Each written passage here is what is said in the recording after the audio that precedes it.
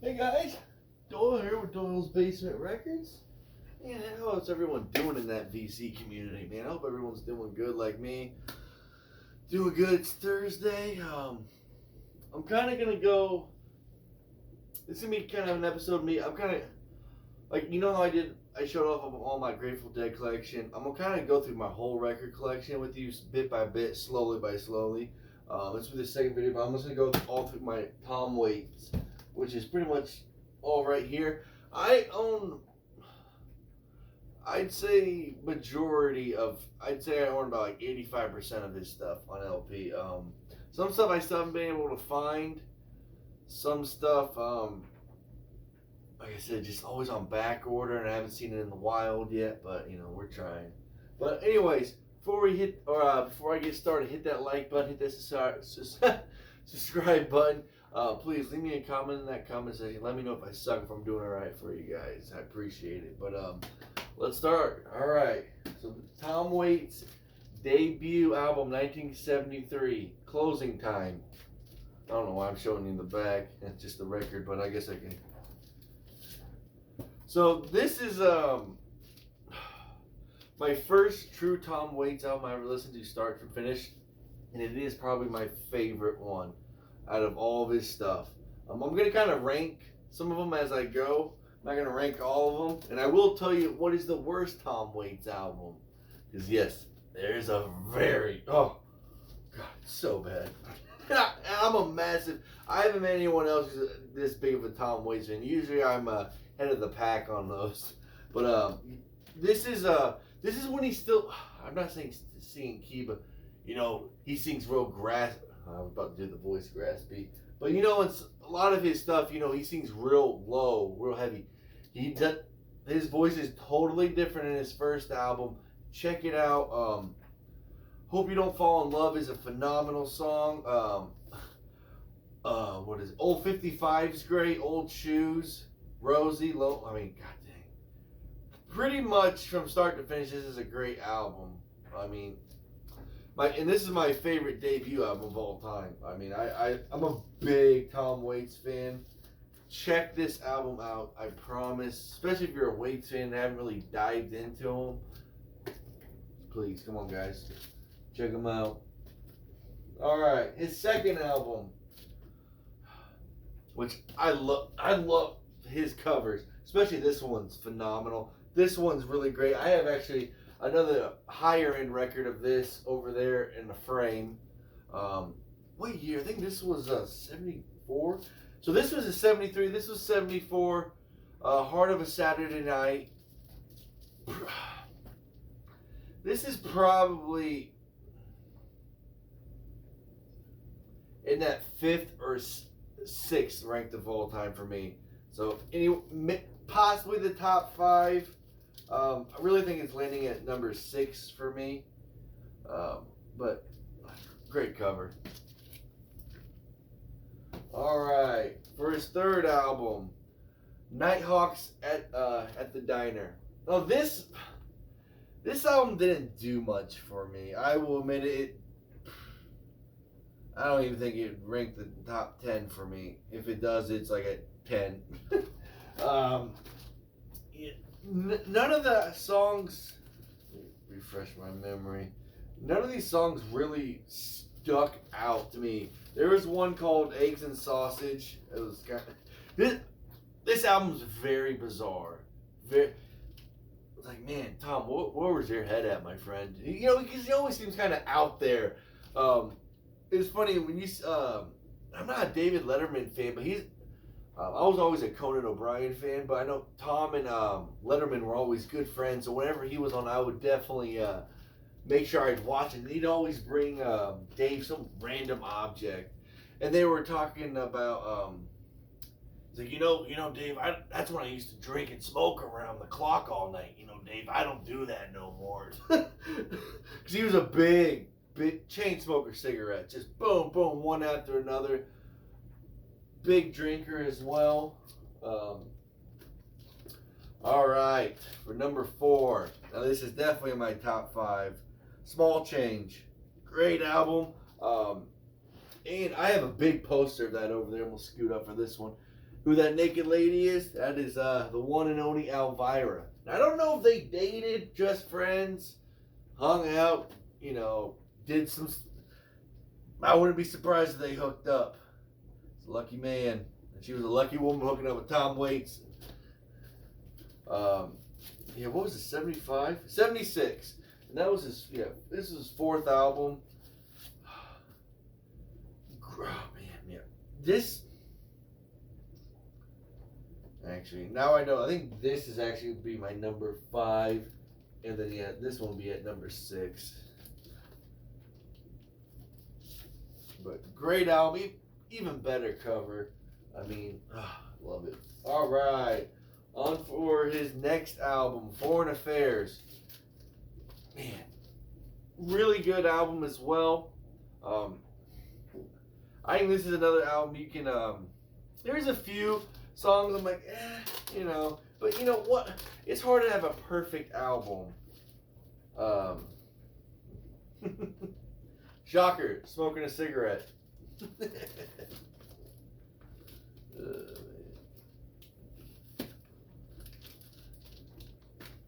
What are we at?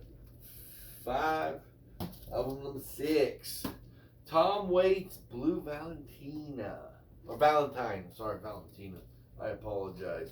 Now, it's funny. This one is a really good album. And this is one of the last ones I ever listened to him. And this was his 6th album. Cool back.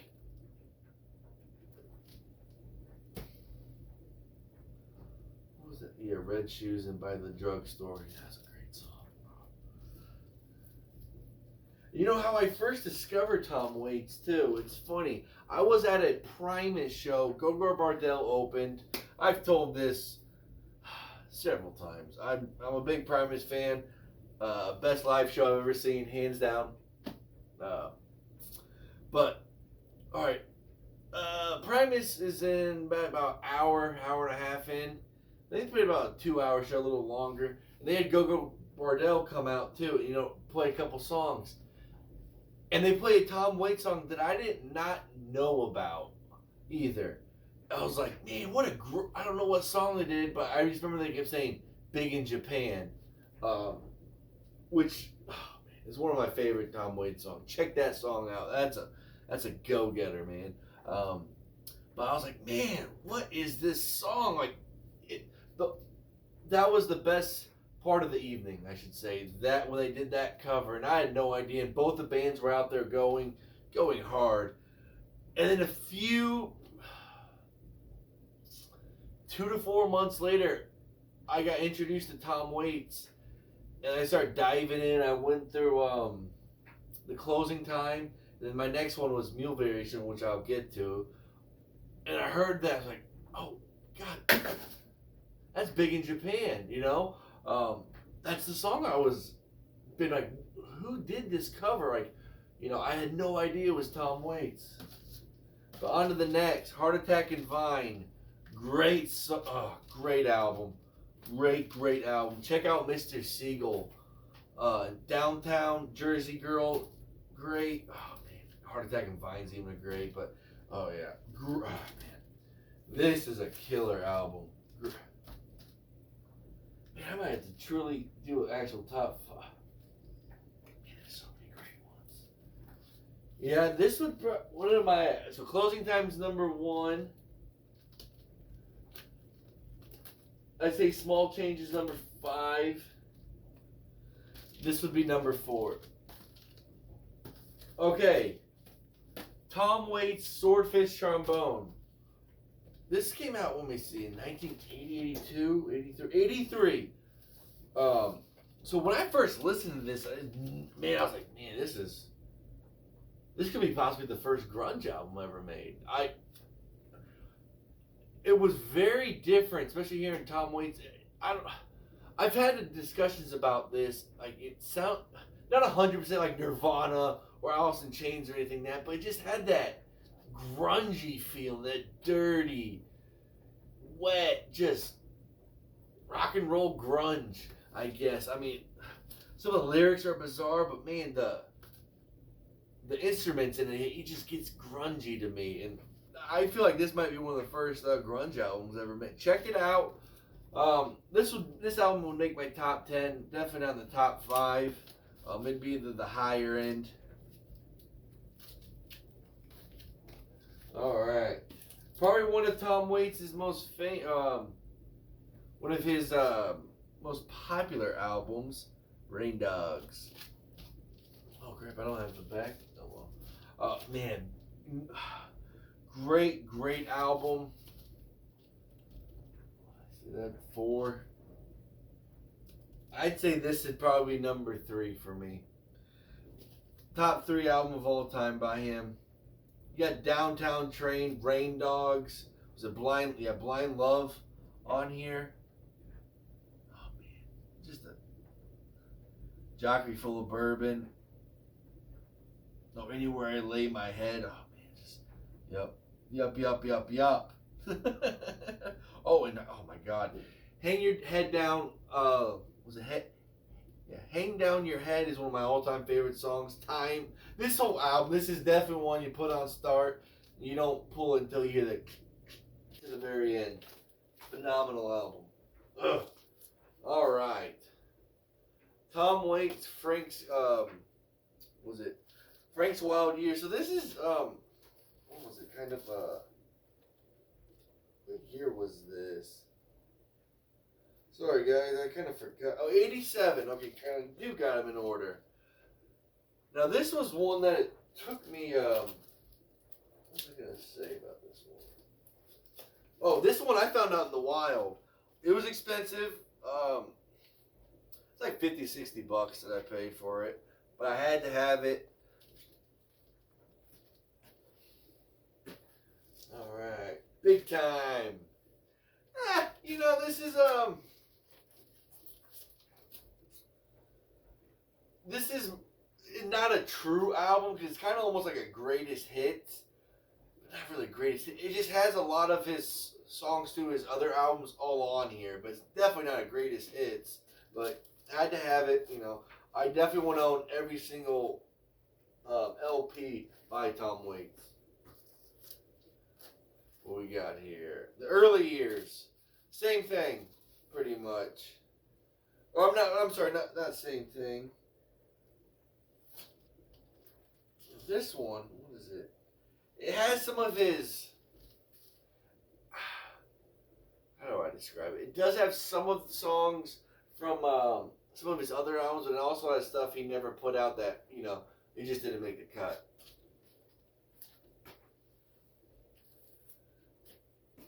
The Back Rider. This was not a bad album. Don't hate it. It's right in the middle. Don't love it. Don't hate it. It'll be right in the pocket.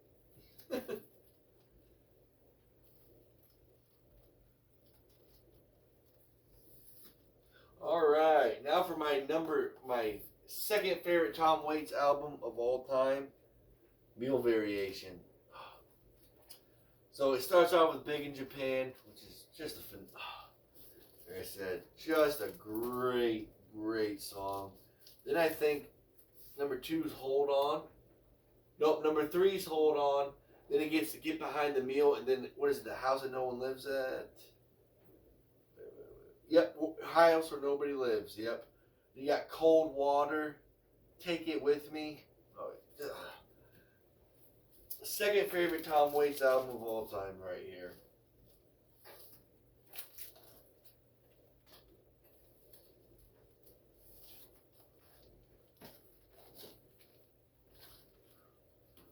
All right. For Tom Waits' worst album of all time, Alice. Oh, God, just throw this thing in the fucking garbage. Man, I could make a better album, but for not one. Well, maybe. Hang on. There might have been one song on there that wasn't bad. Let me just read.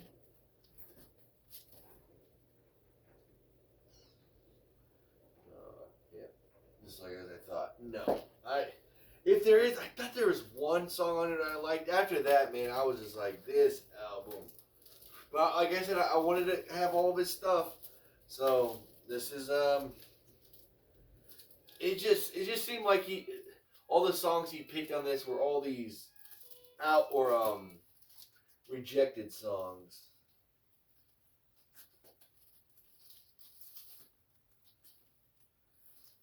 That's how I feel about that album. Just not good. And this one, not a bad album. Pretty good. And this one's called Blood Money. Right in the middle as well. Got a few of these. This is Bad As Me. This would definitely be in the top 10, kind of around that 8 or 9 in that area. I'd really have to get down and really look. And for the next two, which I do have this other one, but I can't find it, so it obviously got misplaced because he had 3 of these brawlers. And then one of Rains on Me is a phenomenal song. Long Way Home, which I used as like my email and just so even like I used to have all these custom Chicago Bulls hats on the back, and my wife would always put a Long Way Home. I get it stitched in there. So check out that Long Way Home's great song.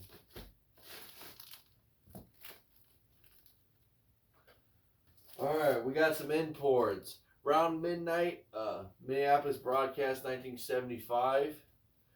Not a bad these are, so the rest are pretty much, I believe, all imports.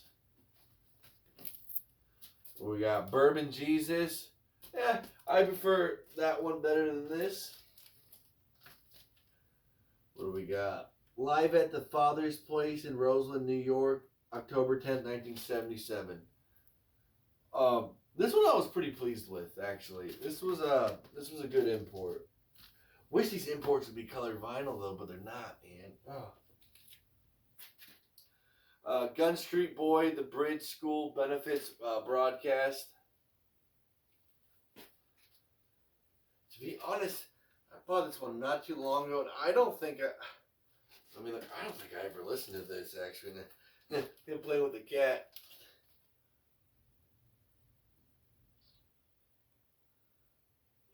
No, I did. Okay, never mind. Yeah. Okay, I'm recognizing songs. Yes, this one was really good because that's one of my favorites. Hold On.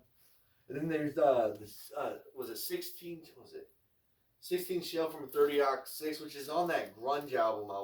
Check that song out. That's off that grunge album. Grunge-ish. I was talking about from Swordfish, Trombone.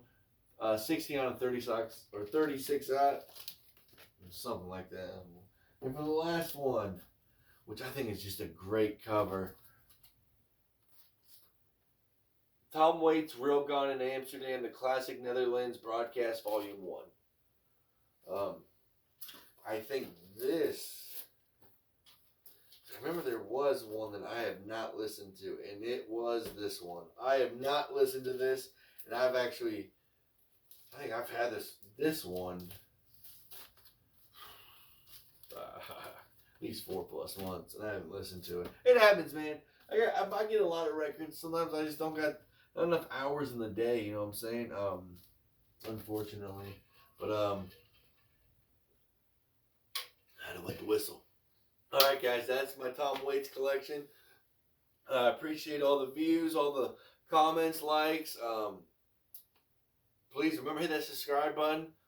Hit the like. Leave me a comment. Let me know what's up, and let me know what you guys think of Tom Waits. Have you heard of him? Have you ever listened to him, or you can't stand him? Some people don't like him.